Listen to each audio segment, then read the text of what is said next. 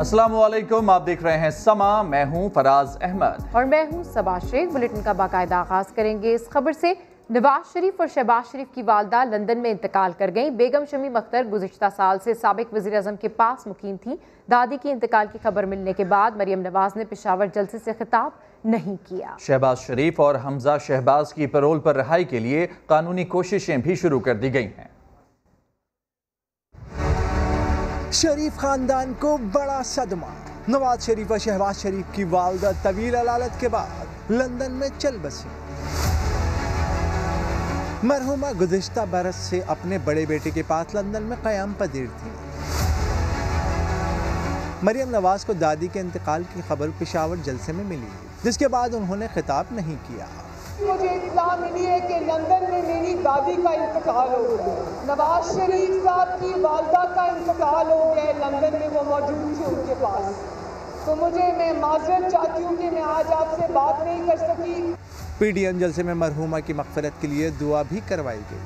अल्लाहुम्मा अग़फ़िरहा वरहमहा वला तुजाविज़ अन्हा, अल्लाहुम्मा बाइद बैनहा व बैन ख़तायाहा कमा बअदतहु बैनल मशरिक़ वल मग़रिब।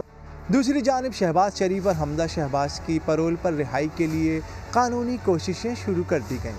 उनके जस्ते खाकी को पाकिस्तान लाने के हवाले से इंतज़ाम किए जा रहे हैं। अब मैं जाकर उनसे भी मुलाकात करूँगा, उनसे मशावरत की जाएगी और उनसे मशावरत के बाद पैरोल की दरख्वास्त जो है वो दी जाएगी। कोशिश की जाएगी कि अभी मियाँ नवाज शरीफ साहब से फ़ोन पे बात करा दी जाए, शहबाज शरीफ साहब से और हमजा शहबाज शरीफ साहब से। मरहुमा की तदफीन शरीफ फैमिली के आवाई कब्रिस्तान में होगी। शरीफ बरादरान की वालिदा बेगम शमीम अख्तर की लंदन में नमाज जनाजा की अदायगी के बाद मैयत पाकिस्तान रवाना की जाएगी। कौन कौन मैयत के साथ पाकिस्तान आएगा, इसका फैसला अभी नहीं हुआ। बिल्कुल, इस हवाले से मजीद तफसीलात जानते हैं अबरार कुरैशी से। जी अबरार कुरैशी, अपडेट कीजिए, क्या कहा जा रहा है कि लंदन में कानूनी कार्रवाई के अमल में 2 दिन लग सकते हैं?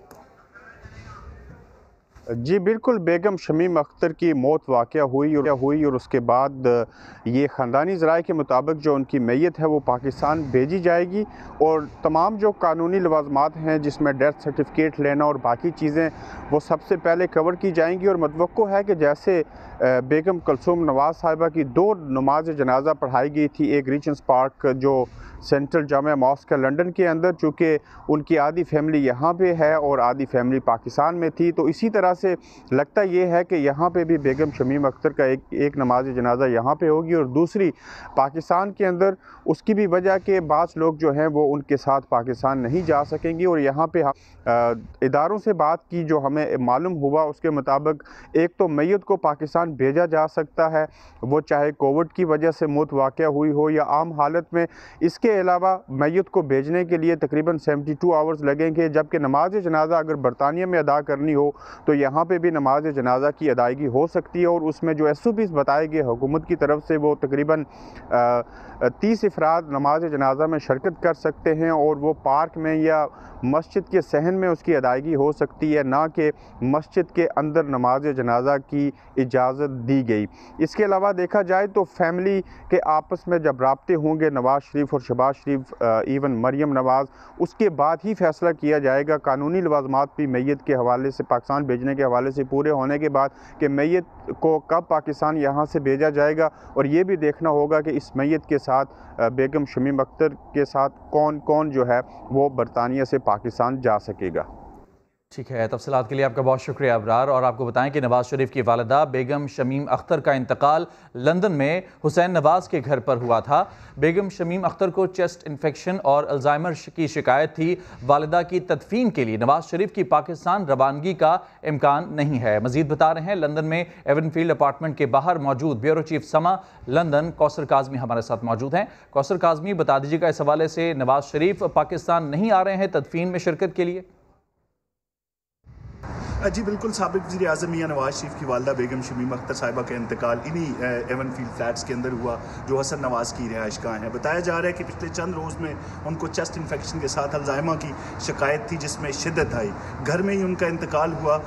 तो जो ख़ानदानी ज़राए हैं, जब हमारा उनसे रब्ता हुआ तो उनका ये कहना था कि मियां नवाज शरीफ को जो उनके डॉक्टर्स हैं उन्होंने सफ़र करने से रोका है, तो ये इम्कान नज़र नहीं आ रहा कि उनकी जस्ते खाकी के साथ वो पाकिस्तान रवाना होंगे। इस वक्त जो ख़ानदानी उनके जो दीगर जो शरीफ फैमिली के अफराद हैं उनके साथ साथ साबिक वज़ीर ख़ज़ाना इसहाक़ डार, साबिक वफाकी वज़ीर आबिद शेर अली, सलमान शहबाज और कुछ दीगर फैमिली मेम्बरान इस वक्त हसन नवाज़ की रिहाइशगाह पर मौजूद हैं।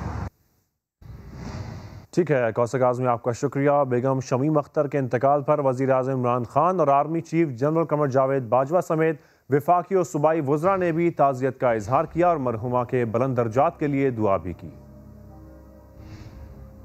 बिस्मिल्लाहिर्रहमानिर्रहीम। नवाज शरीफ साहब की वालिदा का इंतकाल हो गया।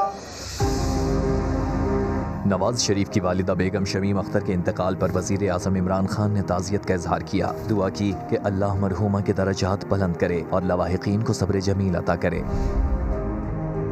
आर्मी चीफ कमर जावेद बाजवा ने भी ताज़ियत का इजहार किया और बेगम शमीम अख्तर के बुलंद दरजात के लिए दुआ की।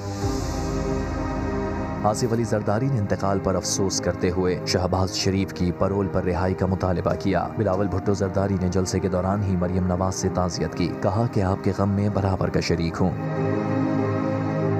मौलाना फजल रहमान ने पेशावर जलसे में तकरीर के दौरान मरहुमा के लवाहिकीन से ताज़ियत की। पूरे खान से इजहार ताज़ियत करता हूँ, अल्लाह रब्बुल इज्जत उनकी मग़फ़िरत फरमाए। इसके अलावा वज़ीर आला पंजाब उस्मान बुज़दार, वफाकी वज़रा शिबली फराज, शेख रशीद, फयाज चौहान, मियाँ असलम, महमूद रशीद ने भी इंतकाल पर अफसोस किया। वज़ीर आज़म आज़ाद कश्मीर राजा फारूक हैदर ने ताज़ियती पैगाम में कहा कि जमहूरियत के लिए शरीफ ख़ानदान और उनकी वालिदा का किरदार नाक़ाबिल फरामोश है। जाती उम्रा में नवाज शरीफ की वालदा बेगम शमीम अख्तर की तदफीन की तैयारियां जारी हैं। लीगी रहनुमा और कारकुन जाती उम्रा पहुंचना शुरू हो गए हैं। इस वक्त जाती उम्रा में क्या सूरत हाल है, ये बता रहे हैं समा के नुमाइंदे आरिफ मलिक। जी आरिफ, अपडेट कीजिए।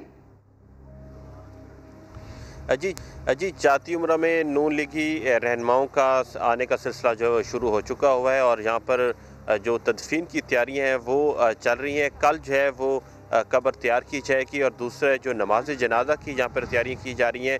शरीफ मेडिकल सिटी में जो है वो नमाज जनाजा की तैयारी की जा रही है कि यहाँ का ग्राउंड क्योंकि काफ़ी बड़ा है। इससे पहले जो है कुलसूम नवाज़ की नमाज जनाजा भी शरीफ मेडिकल सिटी में अदा की गई थी, तो इसी हवाले से वहाँ पे शरीफ मेडिकल सिटी में भी इस हवाले से तैयारियाँ की जा रही हैं। दूसरा जब मैयत जहाँ पर पहुँचेगी तो सबसे पहले जाती उम्रा आएगी, उसके बाद मैयत को जो है वो शरीफ मेडिकल सिटी के सद खाने में रखा जाएगा और उसके बाद जो है यहाँ पर जो है क्योंकि शरीफ मेडिकल सिटी में ही नमाज जनाजा अदा किया जाएगा। दूसरा यहाँ पर जो इंतज़ामिया जो है यहाँ पर काम कर रही है, जो इंतज़ामात कर रही है, उनका कहना है कि बाकायदा तौर पर पार्किंग के इंतज़ामात जो है वो सुई गैस सोसाइटी में किए जाएंगे ताकि जो है आने वाले को जो है कोई दुश्वारी पेश ना आए। तो ये तमाम इंतज़ामात जो है इस वक्त जाती उम्रा में जारी हैं। जी ठीक है, अपडेट करें आरिफ मलिक, आपका शुक्रिया।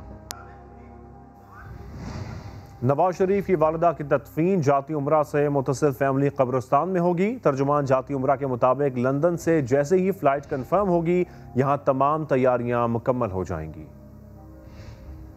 इंशाल्लाह मियां शहबाज शरीफ साहब भी पहुँच जाएंगे तो बाकी इंशाल्लाह इंतज़ाम कर रहे हैं क्योंकि मियां नवाज शरीफ साहब ने पहले ही कब्र की जो निशानदेही ना वो कर दी थी कि यहाँ वालदा की होगी, बल्कि उन्होंने तो अपनी कब्र के लिए भी जगह बता दी थी। जब भी हमें इत्तला मिलती है किस फ्लैट से वो आ रहे हैं तो इंशाल्लाह उन्हें के आने से पहले अल्लाह के फजल से तमाम यहाँ के मामलात इंशाल्लाह क्लियर हो जाएंगे। कब्र भी तैयार होगी और बाकी भी जो मामलात हैं इंशाल्लाह होंगे। और मियां नवाज शरीफ साहब का एक फ़िक्रा याद है मुझे, एक दोस्त आकर आंसू बहाने लगा, मियां साहब ये बहुत बड़ी ज़्यादती हुई है। तो नवाज शरीफ साहब ने अपनी वालदा की तरफ हाथ करके कहा जब तक ये ज़िंदा है मुझे कुछ नहीं हो सकता।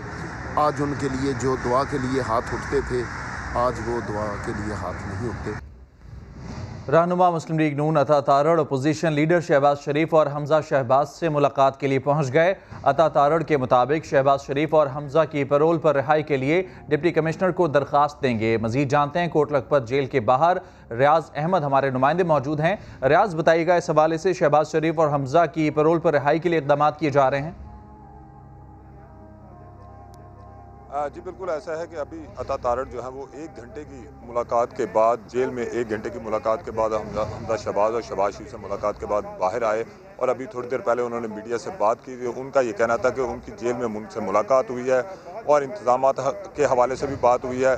तहम जो मियाँ शहबाज शरीफ थे वो खासी आपदीदा थे ये ख़बर सुनकर अपनी वालदा की वफ़ात की। और इसके अलावा उनका ये भी कहना था कि मियाँ शहबाज शरीफ की और हमजा शहबाज की मियाँ नवाज शरीफ से भी जो है वो टेलीफोन पर बातचीत करवाई गई और दोनों भाई खासे गमज़दा थे और आपदीदा वो बातचीत करते हुए आपदीदा भी हो गए, चूँकि दोनों की वालदा जो थी वो वफ़ात पाई जिसकी वजह से वो आपदीदा हो गए। तहम उनका ये कहना था कि जो ही जो जस्ते खाकी है इनकी वालदा का जब पाकिस्तान आने के लिए इंतजाम मुकम्मल कर लिए जाएंगे, वहाँ से रवाना होगी तो एक दिन पहले पैरोल के लिए हुकूमत पंजाब को दरख्वास्त दी जाएगी ताकि वो एक दिन पहले से पैरोल शुरू हो सके।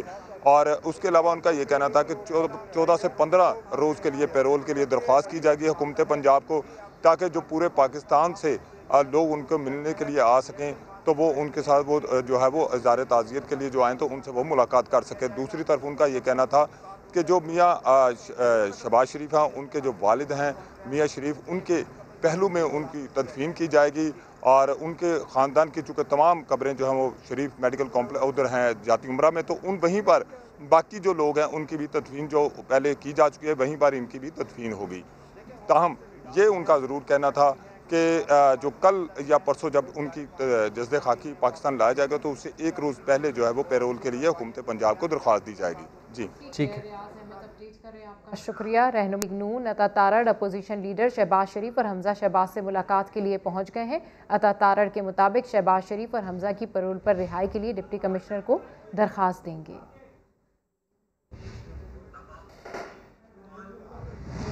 कोरोना वायरस के बढ़ते केसेस और हुकूमती अहकामात नज़रअंदाज, पीडीएम का पेशावर में जलसा, कारकुनों की बड़ी तादाद शरीक, किसी को एसओपीज़ का ख्याल नहीं, फासला नमाज शुरा ने तो हवाले से अपडेट कर रहे हैं। कोरोना वायरस के बढ़ते केसेस और हुकूमती अहकामात नज़रअंदाज, पीडीएम का पेशावर में जलसा, कारकुनों की बड़ी तादाद शरीक, किसी को एसओपीज़ का ख्याल नहीं है, फासला और ना ही मास्क, शुरा ने एसओपीज़ को हवा में उड़ा दिया।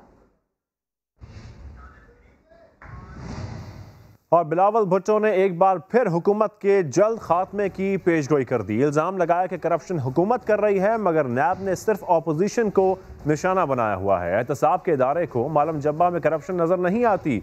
अब मुल्क में अवामी राज होगा, कौम सबसे हिसाब लेगी। उनका कहना था कि गिलगित बल्तिस्तान इंतखाबात में पीटीआई को शिकस्त हुई और पीडीएम जमातों को ज्यादा वोट मिले।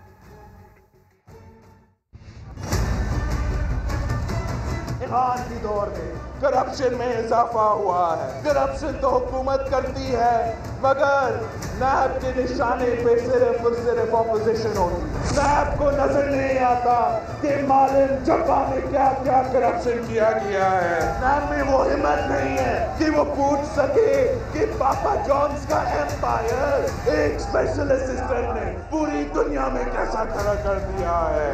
अब इनके जाने का वक्त आ गया है। ये जनवरी तक के मेहमान हैं। जनवरी का आखिरी महीना है।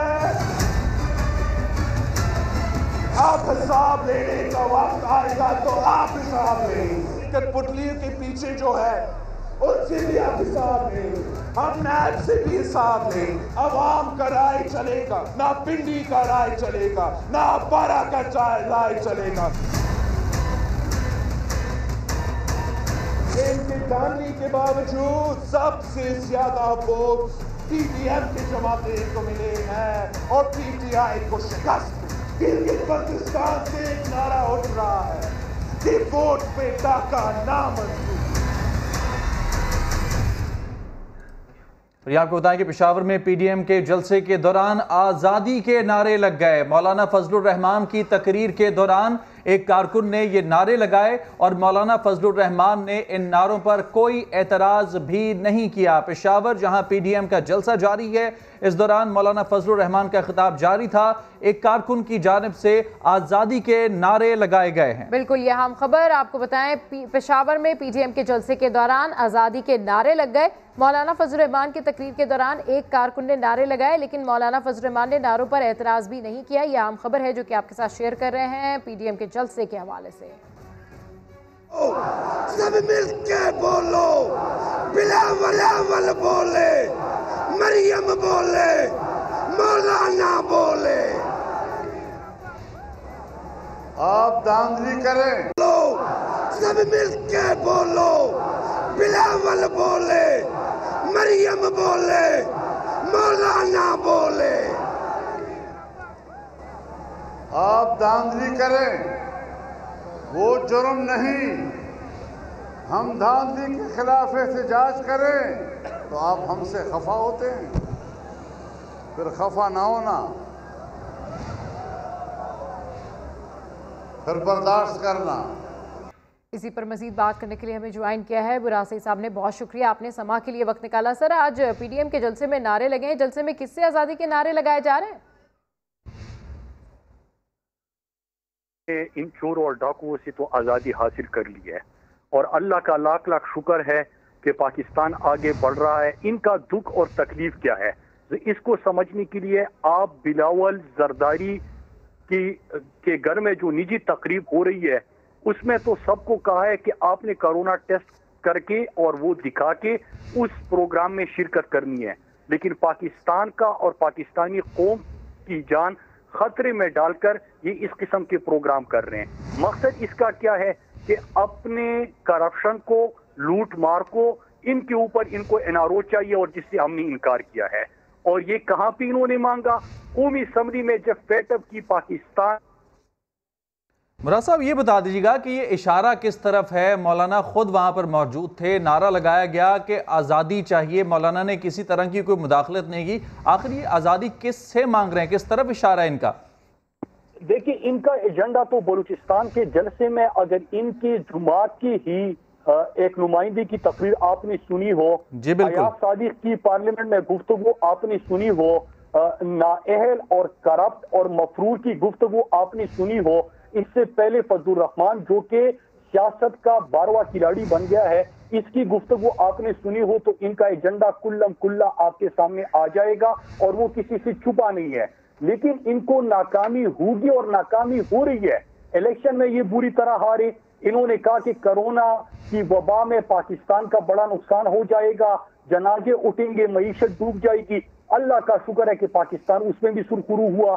फेटअप के हवाले से पाकिस्तान दुश्मन ताकत है, खुसूसन इंडिया की जो ख्वाहिश थी, और इन्होंने भी उसमें वोट ना दे के उनका साथ दिया, उसमें भी इनको नाकामी हुई। अल्लाह का लाख लाख शुक्र है। पाकिस्तान की मईशत को ये आईसीयू लेके गए थे, इनका ख्याल था कि मुल्क दिवालिया हो जाएगा, लेकिन अल्लाह का शुक्र है कि पाकिस्तान की मईशत आईसीयू से निकल के एक इस्तेहकाम की तरफ बढ़ी। ठीक है, आपका ये कहना है कि पाकिस्तान की मईशत जो है वो इस्तेहकाम की जानिब बढ़ रही है। बहुत शुक्रिया मुरासी साहब, समा से गुफ्तगू कर रहे थे। आपको बताएं कि पेशावर में पीटीएम के जलसे के दौरान आज़ादी के नारे लग गए हैं। मौलाना फजल रहमान की तकरीर के दौरान एक कारकुन ने नारा लगाया, लेकिन मौलाना फजल रहमान ने नारों पर कोई भी एतराज़ ना किया। आज़ादी के हवाले से ये नारे लगाए गए हैं। पेशावर के पीडीएम जलसे के हवाले से आपको अपडेट कर रहे हैं, जहां पर हुकूमत पर कड़ी तनकीद की गई है। पेशावर में पीडीएम के जलसे के दौरान आज़ादी के नारे लग गए हैं। मौलाना फजल रहमान की तकरीर के दौरान एक कारकुन ने नारा लगाया, तो मौलाना फजल रहमान ने नारों पर कोई एतराज़ नहीं किया। आपको बताएं कि आज के इस जलसे में बिलावल भुट्टो जरदारी की जानिब से, मौलाना फजल रहमान की जानिब से कड़ी तनकीद की गई है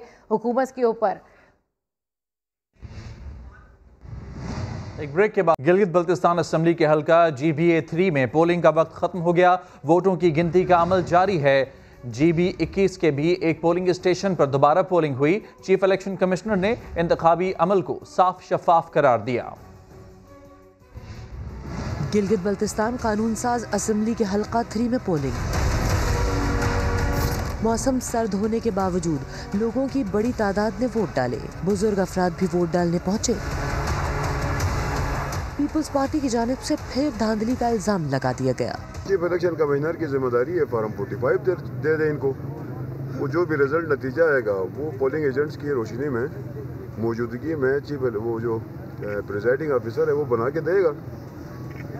फिर आप कहेंगे कि ट्रांसपेरेंट है, फेयर है। धांधली फिर किस तरह होती है? आप गिलगित बल्तिस्तान के किसी ऑफिसर पे आप एतमाद नहीं कर रहे। Chief election commissioner Gilgit Baltistan Raja Shahbaz ने पोलिंग को शफाफ करार दिया। कोई इल्ज़ाम है ना, भी वो इल्ज़ाम ही होता है। तो उस वक्त भी मैंने तमाम सियासी लीडरों के उनसे मेरा अपील भी किया था, दरख्वास्त से, अगर किसी के पास सबूत है तो कमीशन में आकर पेश करो मेरे सामने। किसी ने नहीं किया। तो अभी यहाँ भी अल्हम्दुलिल्लाह शुक्र मैं 100% मुतमईन हूँ। Chief election commissioner Gilgit Baltistan कहते हैं कि इंतखाबी अमल मुकम्मल तौर पर पुरअमन रहा। लोगों ने इंतहाई जोश खरोश के साथ उम्मीदवारों को वोट डाले। GBA 3 की नशस्त पर PTI उम्मीदवार जाफर शाह के इंतकाल के बाइस इंतखाबात मुलतवी कर दिए गए थे। गिलगित बल्तिस्तान के हल्का GB 3 पर इलेक्शन के नताइज मौसूल होना शुरू हो गए हैं। पोलिंग स्टेशन जोटियाल हरामोश के गैर हतमी गैर सरकारी नताइज के मुताबिक मुस्लिम लीग काफ के शफीक खान 68 वोट के साथ पहले नंबर पर है। PTI के सुहेल अब्बास 38 वोट के साथ दूसरे नंबर पर रहे। पीपल्स पार्टी के आफ्ताब हैदर को 32 वोट मिले। आपको बताएं कि गिलगित बल्तिस्तान के हल्का GB 3 पर इलेक्शन के नताइज मौसूल होना शुरू हो गए हैं। पोलिंग स्टेशन जोटियाल हरामोश के गैर हतमी गैर सरकारी नताइज के मुताबिक मुस्लिम लीग काफ के शफीक खान 68 वोट के साथ पहले नंबर पर हैं। PTI के सुहेल अब्बास 38 वोट के साथ दूसरे नंबर पर है, जबकि पीपल्स पार्टी के आफ्ताब हैदर को 32 वोट मिले। और अपोजिशन मुल्क को दोबारा लॉकडाउन की तरफ धकेल रही है। वज़ीर आज़म का बड़ा इंतबाह, कहा हुकूमत मईशत को ब्रेक लगाने पर मजबूर हुई तो सारी जिम्मेदारी PDM की होगी, जो सिर्फ NRO लेने के लिए अवाम की जिंदगियां और मुल्की मफादात दाव पर लगा रही है। आलमी वबा की दूसरी लहर शदीद तर संगीन तर होते हालात में वजीर आजम का भी दो टोक इंतबा। ट्विटर पैगाम में साफ कह दिया कि हुकूमत दोबारा लॉकडाउन पर मजबूर हुई तो जिम्मेदार सिर्फ और सिर्फ अपोजिशन होगी। सोशल मीडिया पर पैगाम में वजीर आजम ने मुल्क भर में मरीजों की हालत बिगड़ने के आदादो शुमार बताए और जलसों पर जलसे करती अपोजिशन के खूब लत्ते भी ले लिए। कहा मुल्की मईशत में बहाली के ठोस आसार नुमाया हैं। ऐसे में हुकूमत हरगिज लॉकडाउन नहीं लगाना चाहती, लेकिन PDM NRO लेने की मायूस कुन कोशिशों में सफाकियत पर उतर चुकी। कोरोना के बढ़ते केसेस के बावजूद न अवामी जिंदगियों और रोजगार का कोई ख्याल, न मुल्की मईशत की कोई परवाह। वज़ीर आज़म ने कहा अपोजिशन हर कीमत पर NRO लेने पर तुली है, लेकिन मैं वाजे कर दूं कि ये चाहे लाखों जलसे भी कर ले, NRO नहीं मिलेगा। फवाद चौधरी ने अपोजिशन इत्तेहाद को जालिम लोगों का मजमा करार दे दिया। कहा कि फजलुर रहमान चाहते हैं कि कोरोना फैले और हुकूमत दबाव में आ जाए। नवाज शरीफ की पूरी तहरीक मरियम नवाज को बाहर बुलाने के लिए है। वो शहबाज शरीफ और हमजा शहबाज की कुर्बानी दे चुके हैं। मान साहब ने तो कभी कोई बात नहीं छुपाई कि वो चाहते हैं कि पाकिस्तान के अंदर कोरोना फैले, जिससे हुकूमत के ऊपर दबाव आए, क्योंकि देखिए कोरोना फैलेगा तो इससे मईशत मज़ीद सुगड़ेगी, इसके नतीजे में जानी नुकसान होगा।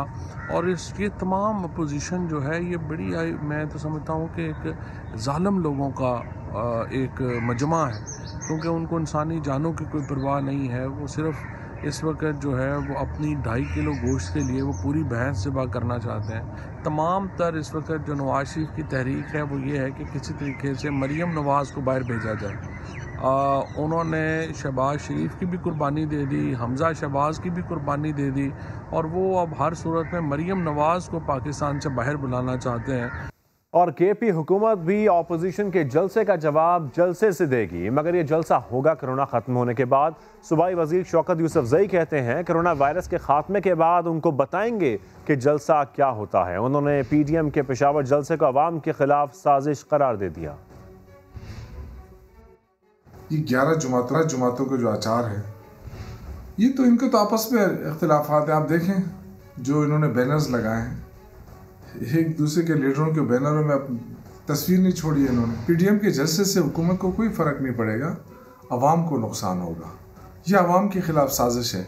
इनसे ज़रूर पूछें कि इस जलसे में इन लीडरों के अपने बच्चे कितने आए हैं। मैं पेशावर की आवाम को सलूट पेश करता हूँ कि उन्होंने PDM के जलसे में अदम दिलचस्पी ज़ाहिर करके साबित कर दिया इस रीजन के अवाम इमरान खान के साथ खड़े हैं। इंशाल्लाह कोरोना जब ख़त्म होगा उसके बाद हम भी जलसा करेंगे, तहरीक इंसाफ जलसा करेगी, वो बताएगी कि जलसा किसे कहते हैं। PDM के जलसे से पहले बलूर हाउस पेशावर में कायदीन के एजाज़ में ज़ोहराना दिया गया। खाने में क्या कुछ था और कोरोना को किसने कैसे दावत दी, ये जान लेते हैं सज्जाद हैदर की इस रिपोर्ट में।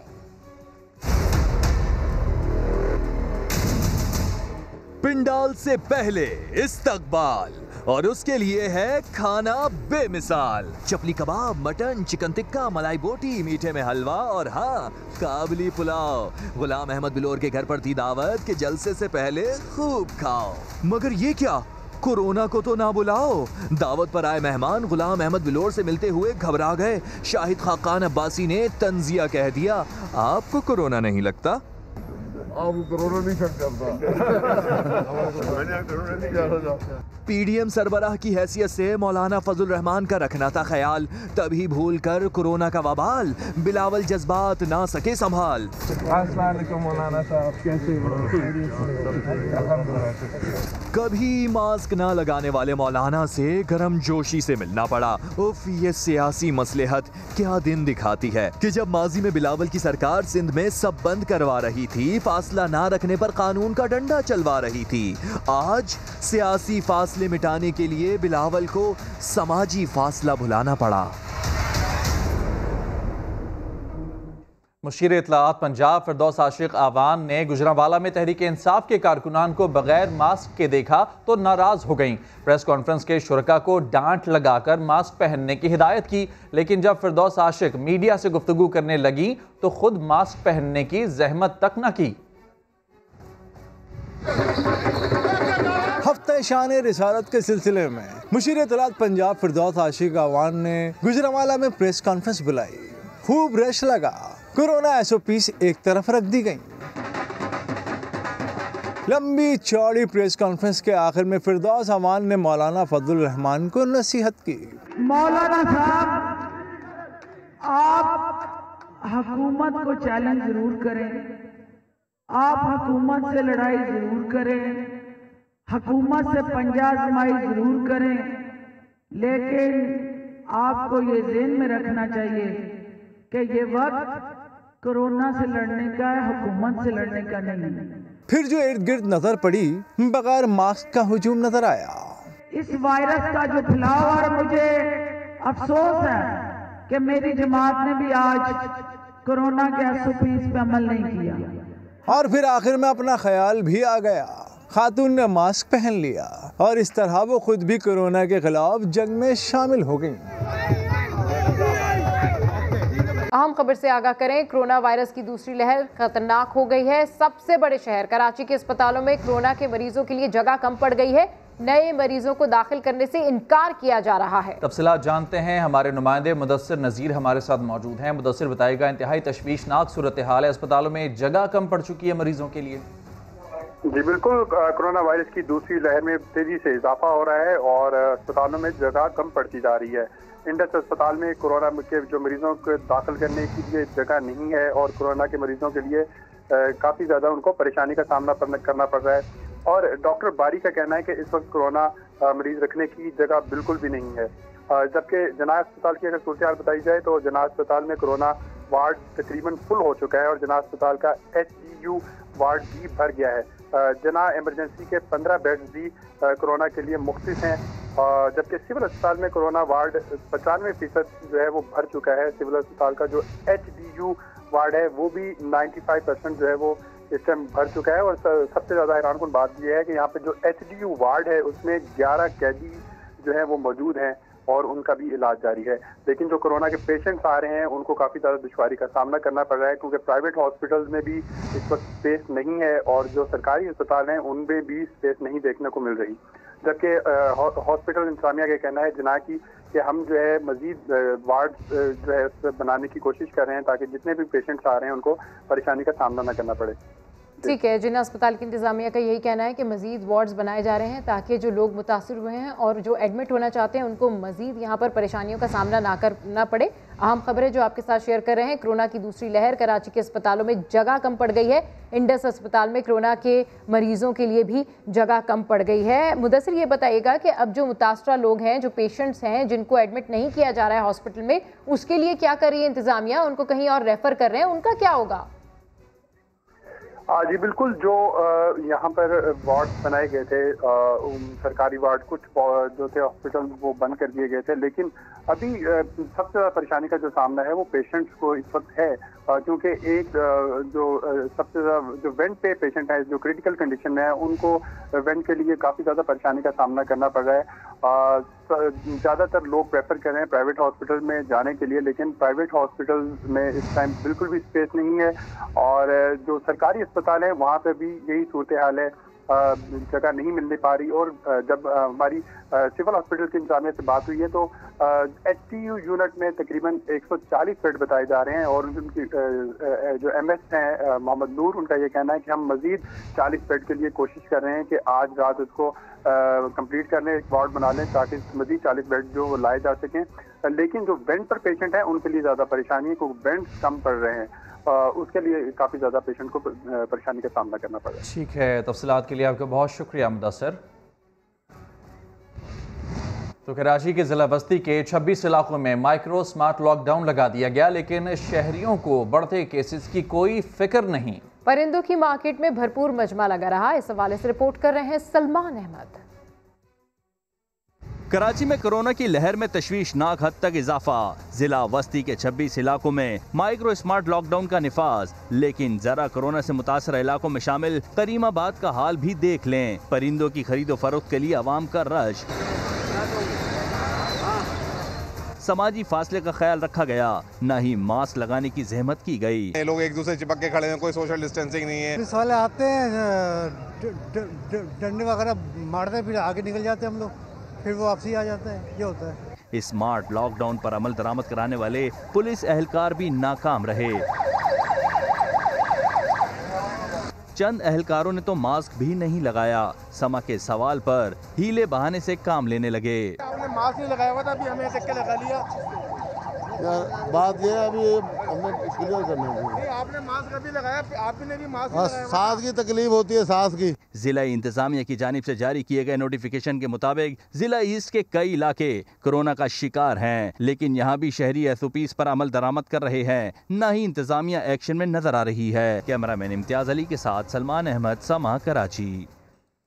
और स्पोर्ट्स न्यूज शामिल करते हुए आपको बताएं कि रावलपिंडी एक्सप्रेस शुएब अख्तर ने पाकिस्तानी क्रिकेट टीम को मुफीद मशवरे दे दिए। समा के प्रोग्राम स्पोर्ट्स एक्शन में गुफ्तगू करते हुए कहा कि बाबर आजम बतौर कप्तान अपने फैसले खुद करें। उन्होंने कहा कि PSL में टीमों की तादाद बढ़ाई जाए।